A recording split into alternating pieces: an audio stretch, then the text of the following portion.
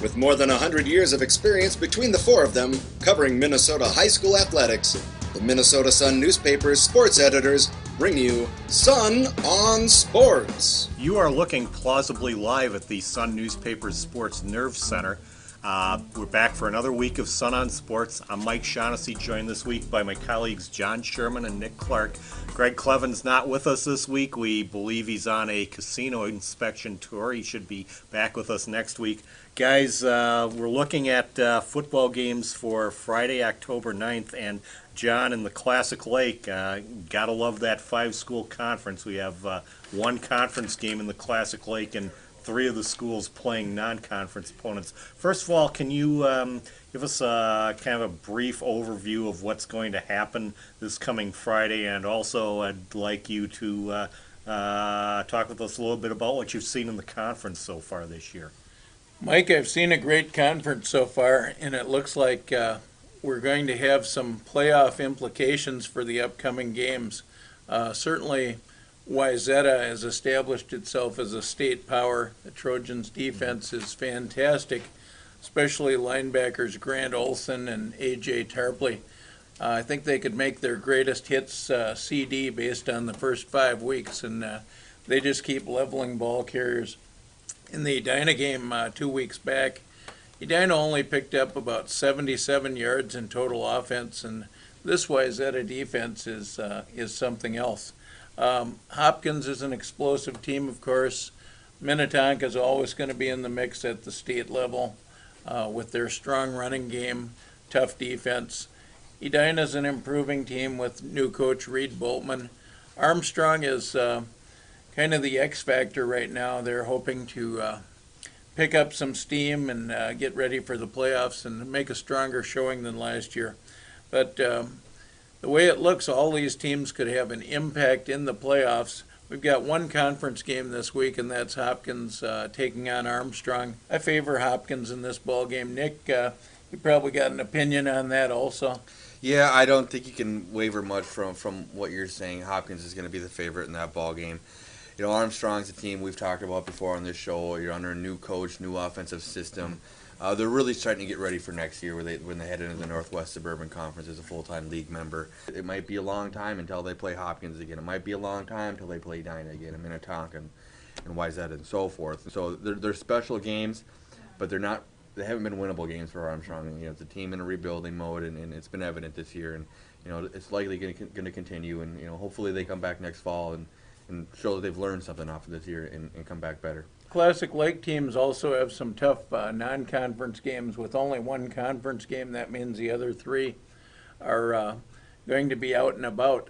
Wayzata is going to Lakeville North, which recently had a big win over Jefferson. Could be a little tougher game than some of the games Wayzata's had so far. Edina is going to be visiting Mahtomedi. Last year, Edina won that game 28-25.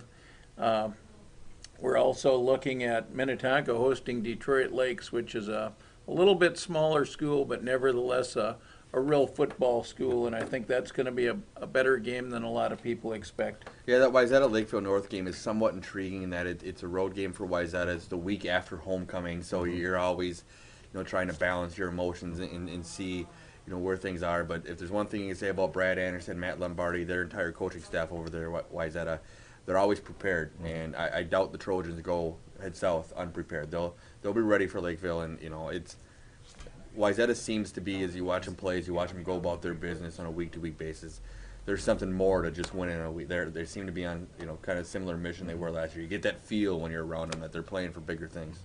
Lakeville North has had some good weeks, particularly in week 4 when they scored 47 points in the first half against Bloomington Jefferson.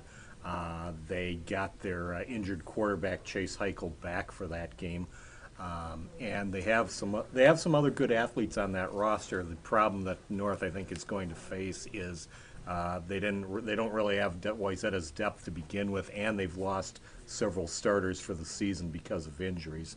So it's going to be, I think, a real challenge for them to move the ball against that outstanding Wayzata defense, even with even with the solid personnel that Lakeville North has on offense. Tell us about Dejan Newell, Mike. Nick and I haven't seen him yet.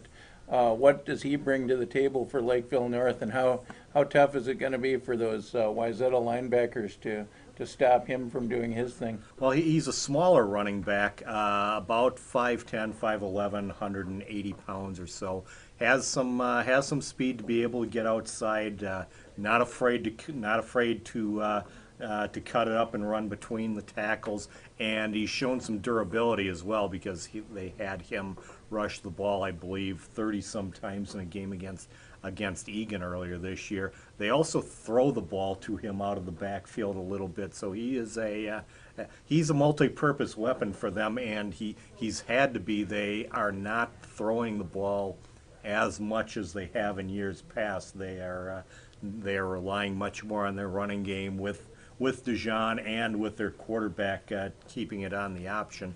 Whether they can move the ball against Wayzata without putting it in the air a few times and doing so effectively, I think is going to be the key question in that game. Yeah, nobody's ran on Wayzata as of yet, and you talk about trying to find ways to beat Wayzata, and it's, well, how do we attack them offensively? You want to get them off balance and try to mix in some passes with the running game. But the trick is as you're doing that, you also got to find a way to stop their offense. Sasha Doran, AJ Troop, Chris Creighton and company have scored plenty of points this year. You can't get into a track meet with them because you won't score enough on that defense to beat them. And so far that's kind of been what's working for them. They get up early, they score. You have to go back and look at it, and you look at their first 3 drives of the game. I think Wayzata scored at least on 2 of those first 3 drives every night this year, except for the Minnetonka game.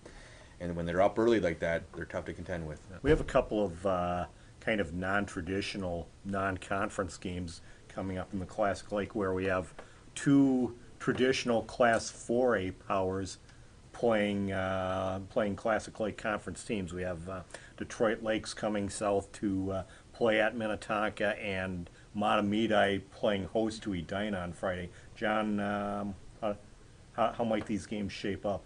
I went up to Detroit Lakes a few years ago to watch them play Richfield in a 4A playoff game, which Detroit Lakes won 38-28.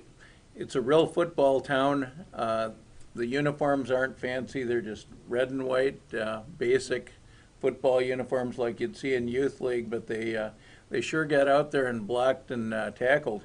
And they're similar to Minnetonka in that respect. They are very fundamentally sound. Dave Nelson has a great running back in Parker Weinstock, who started the season as a cornerback, moved to tailback, and he's been carrying the ball 30 to 35 times a game since then.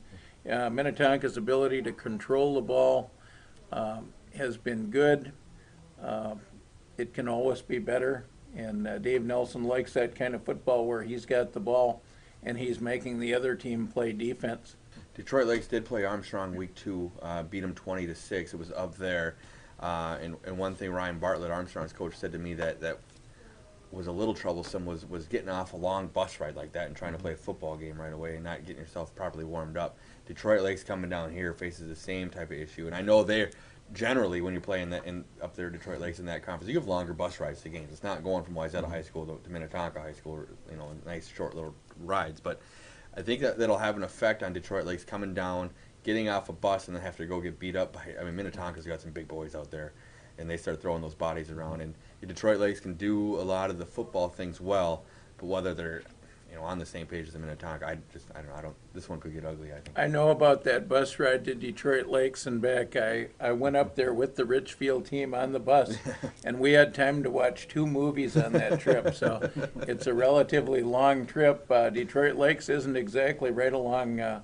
Highway 94 either. It's a little bit out in the hinterlands. So they've got a trip, and getting off the bus and playing a team like Minnetonka on its home field is not going to be easy for the Detroit Lakes team. Yeah. Well, guys, thanks a lot. We'll be back in just a minute with a preview of this week's Northwest Suburban Conference action. Stay tuned for more Sun on Sports, your insider's guide to Minnesota high school athletics. For the scores and more, tune in daily to mnsun.com/sports. And tune in every Saturday morning to Sun on Sports on AM 950, the voice of Minnesota.